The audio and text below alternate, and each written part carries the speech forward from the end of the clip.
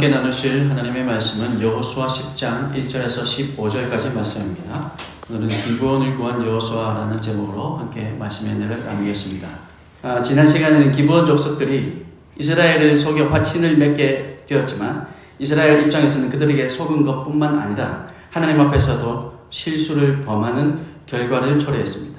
그래서 여호수아는 하나님께 묻지 않았고 그들에게 화친을 맺어주는 그런 실수를 범했지만 자신의 실수를 겸허히 인정하고 또 실수에 대해서 책임지며 실수를 만회해가는 모습을 발견할 수 있었습니다.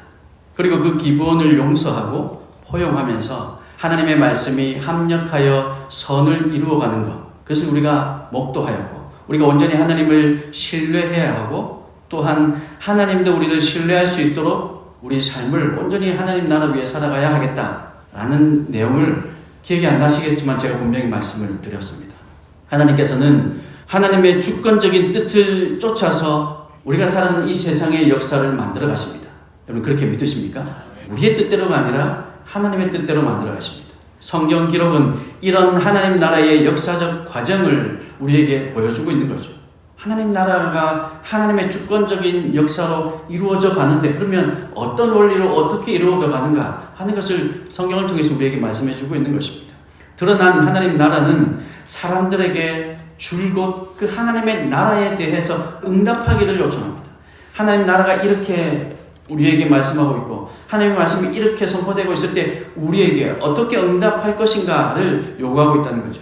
그래서 사람들은 그 응답의 방식에 따라서 우리의 삶이 어디로 갈 것인가 방향이 결정됩니다. 수용과 믿음으로 응답하는 사람, 하나님의 말씀을 수용하고 하나님의 그 말씀, 하나님 나라의 그 놀라운 일들을 믿음으로 응답하는 사람은 하나님 나라에 참여할 수 있는 기회가 주어질 것이고 그러나 그 하나님의 나라에 거부하고 대항하는 방식으로 응답하는 사람들에게는 심판과 그리고 배제로 나타나게 될 것입니다. 예루살렘 왕 이 아도니세덱은 여호수아가 여리고를 점령했고 또 이제 아이성까지도 점령하면서 백성을 진멸시켜 희생제물로 바쳤다라는 소식을 들었습니다. 또 기브온 백성이 이스라엘과 화친하고 함께 살고 있다는 소식까지도 들었습니다. 이 기브온 족속들은 자기 편인 줄 알았는데 그런데 그들이 배신하고 이스라엘과 함께하고 있다는 얘기까지 들은 거죠. 이에 두려움을 느낀 아도니세덱은 주변 왕들을 모아서 동맹군을 형성합니다. 5명의 왕들이 뭉쳤습니다. 그래서 그 5명의 왕들이 기브온을 침략합니다. 일단 저 배신자 기브온부터 쳐야겠다. 기브온을 침략합니다. 지금까지의 이 상황에서 알 수 있는 사실, 이 5명의 왕들이 뭉치고 기브온을 공격하고 이 5명의 왕들이 행하는 이 모든 사실들에서 알 수 있는 것은 하나님께서 이루어 가시는 역사는 너무나도 크고 놀라워서 주변 백성들에게 하나님을 믿지 않는 백성들에게 두려움을 준다는 사실입니다. 그래서 라합, 여리고성에 있던 그 라합도 그리고 히위 족속 가운데 하나였던 이 기브온 거민들도 그 두려움 때문에 하나님께 순복했습니다. 그렇지만 아도니세덱은 두려움으로 인해서 대항하고 저항합니다.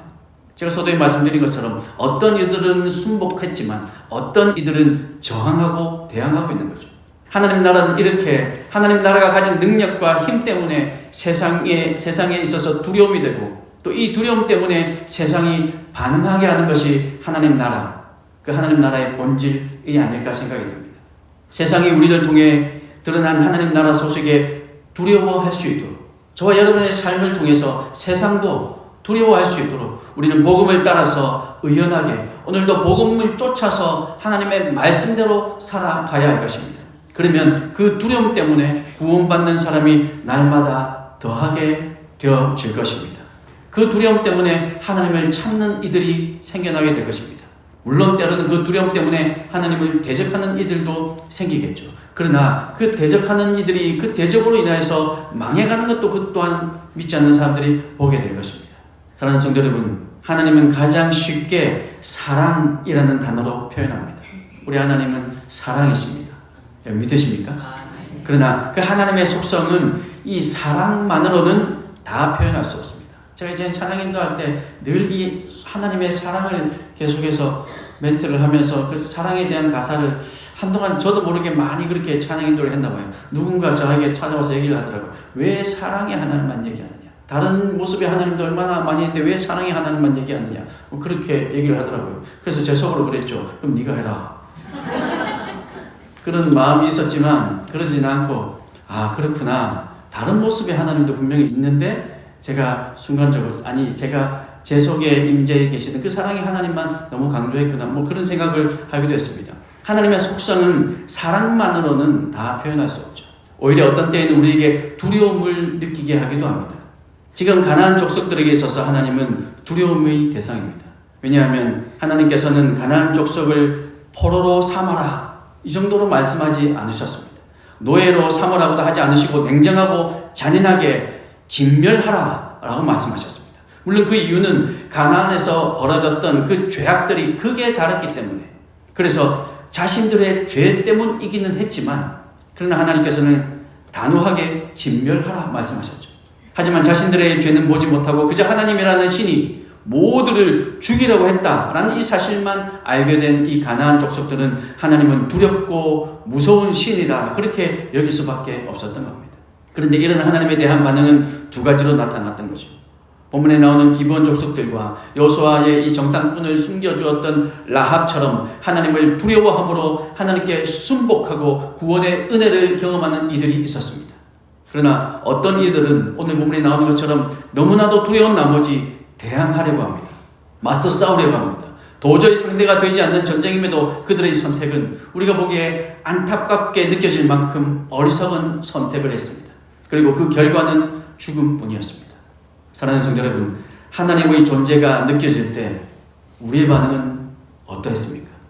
여러분은 하나님을 어떤 존재로 느끼셨습니까? 사랑으로 느끼셨습니까? 두려움으로 느끼셨습니까? 제가 한 번은 교회에서 집회를 열어서 기도하는데 갑자기 아무 이유 없이 큰 두려움이 임하더라고요. 너무나도 큰 두려움이 임해서 제가 기도하다가 눈을 뜰 수밖에 없었습니다. 그때 전사 때였는데 제가 너무도 이런 경험은 처음인데 이게 뭐지? 라는 생각에 두려워서 눈을 뜨고 다시 눈을 감았는데 기도하기가 너무 어렵더라고요. 때로는 두려움으로 임하기도 하십니다. 그 두려움 때문에 기도를 포기할 것이 아니라 그 두려움 때문에 그 하나님께 우리는 순복하고 하나님 뜻대로 하십시오 라고 내어 맡기며 나가야 하는 거죠. 그때 전사 때는 제가 잘 모르고 그래서 더 이상 기도하기를 두려워가지고 못했는데 또 그런 일이 있었습니다. 그때는 하나님께서 임재하시는 곳이구나 하는 느낌으로 그 믿음으로 계속해서 기도하고 나아갔더니 하나님 은혜를 주시더라고요. 하나님께서 하나님을 알게 하시더라고요. 하나님이 어떤 분이신지 느끼게 하셨습니다.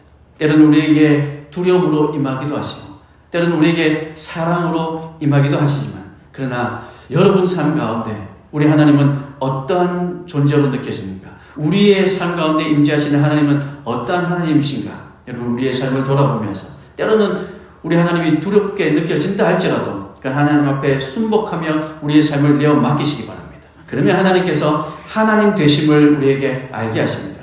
하나님께서 하시는 말씀이 내 양심을 통해서 계속해서 말씀하시는데도 여전히 우리는 하나님을 대적하는 자리에 있지는 않으셨습니다.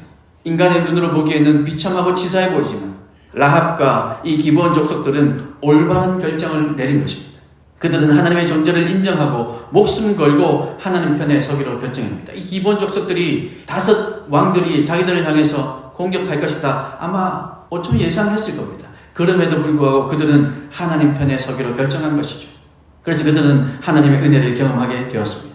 기브온 족속들은 여호수아와 이스라엘을 속이고 화친을 맺었음에도 불구하고 하나님을 인정하고 하나님께 순복했더니 하나님께서 그들을 지켜주셨고 그들을 위해서 직접 이적을 일으키면서까지 그들을 지켜주셨습니다. 오늘 우리의 삶도 하나님 편에 서는 삶이 될 수 있기를 간절히 소망합니다. 하나님께 순종을 넘어서 온전히 순복할 수 있는 저와 여러분 믿음의 삶이 되어서 하나님 나라를 경험하고 천국 백성이 되는 은혜를 누리시는 저와 여러분이 되시기를 주님의 이름으로 축복합니다. 아도니세덱이 이렇게 심략해오자 당황한 기브온은 다급하게 구원을 요청합니다. 어떻게 보면 너무 뻔뻔한 건 아닌가 생각이 되었습니다.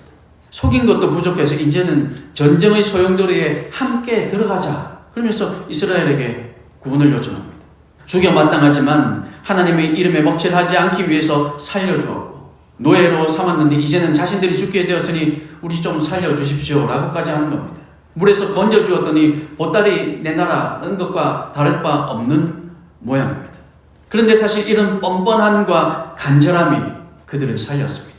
구원의 문제 앞에서는 뻔뻔하고 창피한 것을 생각할 여유가 없어야 합니다. 그런 여유가 있다면 아직 우리 다급하지 않은 거죠. 사실 어떻게 보면 그들은 이런 뻔뻔함을 위해서 이스라엘을 찾아갔을지도 모릅니다. 죽지 않기 위해서 말이죠.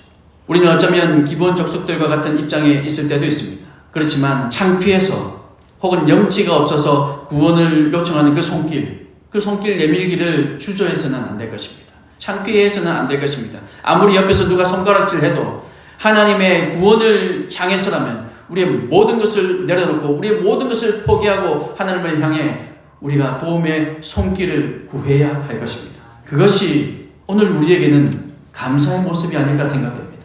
하나님을 향한 감사의 제목들을 찾아내는 것이 하나님을 향해서 구원의 손길을 요청하는 것이라 그렇게 생각이 됩니다. 하나님께 감사하는 삶이 하나님께서 우리를 구원하시게 하는 길임을 여러분 믿으시길 바랍니다.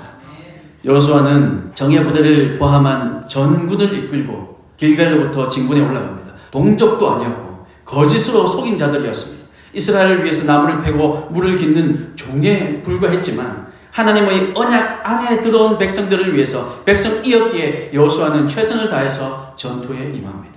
하나님 나라의 권위와 힘은 막강한 군사력을 보유하고 군비를 확충하고 이렇게 세력을 넓히는 데 있는 것이 아니라 하나님 나라의 능력은 작은 자와 함께할 수 있는 그 겸손함과 가장 낮은 자리를 찾을 수 있는 그 용기와 힘없고 연약한 이를 감싸 안을 수 있는 그 사랑에 하나님의 능력이 나타나는 줄 믿습니다. 또한 악을 질타할 수 있는 도덕성과 부활을 믿는 이 불굴의 신앙에 하나님 나라의 능력이 나타나는 것입니다. 주님의 가르침, 이 말씀을 따라 사는 삶이야말로 우리가 가진 유일한 무기입니다. 주님은 꺼져가는 등불도 끄지 않으시고 상한 갈대도 꺾지 않으신다 말씀하셨습니다. 이 가르침으로 사는 삶이 바로 승리로 우리를 이끌어간다는 사실을 여러분 믿으시길 바랍니다. 사랑하는 성도 여러분, 성도의 삶의 권위도 연약한 사람들을 돌보는 데에서 출발하게 됩니다. 사회는 약육강식의 법칙이 지배하고 있습니다. 누구 한 사람을 밟아야 내가 올라갈 수 있습니다. 그래서 그들은 약자를 돌보기보다는 오히려 짓밟고 올라서는 경우가 훨씬 더 많습니다. 그런데 웃기는 사실은 그럼에도 불구하고 그들의 생각에 적어도 교회는 그러면 안 된다라고 믿는다는 거죠. 이 믿음은요, 우리 믿음보다 훨씬 더 강합니다. 자신은 그렇게 선을 베풀지 못하더라도 적어도 교회에 다니는 너는 나처럼 하면 안 돼 라고 하는 확고한 믿음을 그들은 가지고 있습니다. 그래서 진심으로 약자의 편에 서는 사람들을 보면 앞에서는 손가락질 할지 모르지만 돌아서면 그래도 역시 예수 믿는 사람이 다르긴 다르구나 라며 얘기하죠. 그런데 혹시라도 성도가 자신들과 똑같은 행동을 하면 아주 죽일 죄인 취급합니다. 이것이 세상의 모습이죠.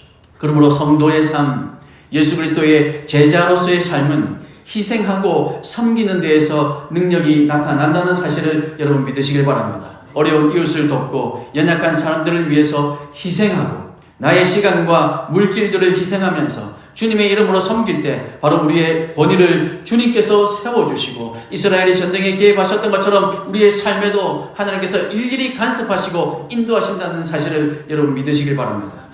길갈을 떠난 이 여호수아 군대는 밤새도록 진군해서 기습작전을 펼칩니다. 주님께서는 적들을 혼란에 빠지게 하셨고 여호수아는 그래서 크게 승리를 거둡니다. 패하여 도망하는 이 아모리 사람들에게 여호와께서 친히 우박을 내려 죽게 하셨고 해와 달이 멈추는 이적으로 이스라엘을 도우셨습니다. 하나님께서 사람의 말을 이와 같이 들은 적이 없다 말씀하십니다. 하나님께서는 어리석은 선택을 한 이 아도니 세덱과 또 그 동맹군을 심판하시고 역사에서 사라지게 하셨습니다. 교회가 악의 세력과 싸워 승리하고 하나님의 영광을 드높일 수 있는 길은 그래서 하나님의 편에 서는 것이다. 확실하게 힘주어 말씀드릴 수 있는 겁니다. 그의 나라와 그의 의를 위한 싸움에 두려움 없이 임하는 것, 여기에서 하나님의 능력이 나타납니다. 믿음으로 응하는 이는 하나님의 역사에 참여하게 되며 그러나 주저하거나 거절하면 하나님의 역사에서 사라지게 될 것입니다. 누가 우리의 편인가? 여러분 어떻게 생각하십니까? 누가 우리의 편일까요? 우리는 누가 우리의 편인가를 찾을 필요가 없습니다. 우리가 하나님 편에 서면 되는 것이죠. 하나님의 편에 서는 것은 어떤 것입니까? 하나님의 말씀이 인도하는 곳으로 가면 되는 겁니다. 이번 한 주간 하나님께서 감사하라 말씀하시면 그 감사의 제목들을 찾아 나가는 것, 그 감사의 제목이 있는 곳으로 우리의 발걸음을 옮기는 것, 이것이 하나님 편에 서는 것입니다. 그리고 가라고 하시면 가고 서라고 하면 설 때, 그때 바로 하나님이 계신 곳, 그곳이 바로 하나님 계신 곳이고 그곳에 하나님의 능력이 나타난다는 사실을 여러분 기억하시기 바랍니다. 사랑하는 성도 여러분, 하나님 나라의 역사는 오늘도 하늘에 오르신 왕 예수 그리스도께서 써 가신다는 사실을 여러분 기억하시기 바랍니다. 순종과 믿음으로 응답하는 사람들은 이 영광스러운 역사, 하나님의 역사에 참여하게 될 것입니다. 아버지 하나님께서도 아들을 살리신 그 권능으로 우리를 도우실 것입니다. 오늘 우리는 주님의 부르심에 어떻게 응답하고 있습니까? 우리는 주님의 부르심에 순종과 순복으로 응답하십니까? 아니면 오늘도 여전히 거절하고 오늘도 주님께 나도 모르게 혹은 알면서도 끝까지 대항하는 자리에 서 있지는 않으십니까? 우리 삶도 이렇게 주님께 온전히 순복함으로 하나님의 은혜에 동참하고 낮은 자리에서 희생하고 섬김으로써 하나님께서 세워주시는 그 권위를 우리도 경험하고 하나님 편에 서서 하나님의 손길을 느끼며 살아가는 저와 여러분 모든 성도님들의 삶이 되시기를 주님의 크신 이름으로 축복합니다.